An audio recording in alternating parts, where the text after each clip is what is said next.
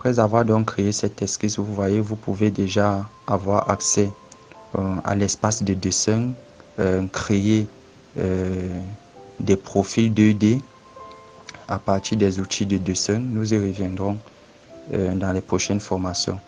Après l'outil ligne, vous avez l'outil rectangle.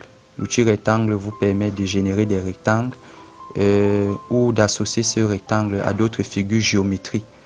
Après, pour lesquels vous aurez à faire des modifications plus tard grâce à ces outils de modification nous avons vu tout à l'heure. L'outil Renew, cet outil va servir beaucoup plus au projet de mécanique.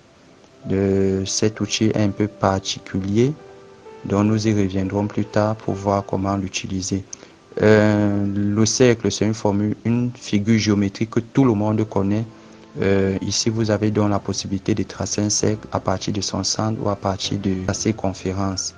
Par exemple, là, j'ai pris un cercle pour tracer à partir de sa circonférence. Vous voyez, maintenant, je dois déterminer le point extrême et valider. Voilà, le cercle a été tracé à partir de 3 points de sa circonférence. Après l'outil cercle, vous avez aussi l'outil arc. Vous pouvez tracer un arc à partir de son centre, à partir d'une tangente ou à partir de 3 points. Je vous laisse donc le soin de travailler là-dessus et nous y reviendrons dans les prochaines formations. L'outil spline aussi, c'est un outil particulier pour des formes particulières.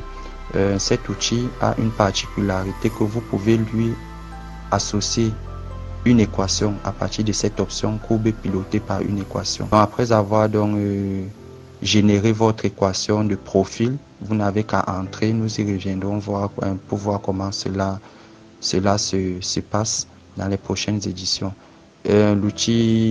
Cette deuxième option permet de tracer une spline et d'avoir des nœuds, tels que vous voyez là sur l'icône, d'avoir des nœuds d'étirement.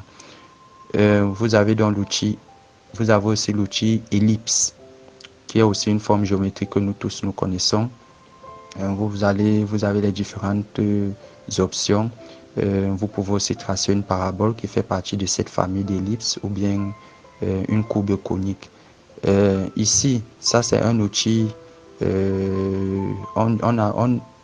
on peut l'utiliser comme outil de dessin, on peut le classer parmi les outils de dessin, mais en réalité, on devrait le classer dans les outils de modification d'esquisse parce qu'il permet de faire des congés, des chanfreins,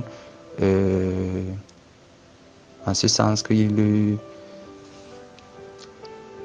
arrondit les contours d'une figure géométrique ou alors qu'il rend ses contours en angle particulier imposé par la conception. Vous avez l'outil polygone qui vous permet de tracer des polygones. Cet outil peut servir directement à générer le profil 2D par exemple d'un écrou pour ceux qui font génie mécanique. Ça c'est un outil de modification.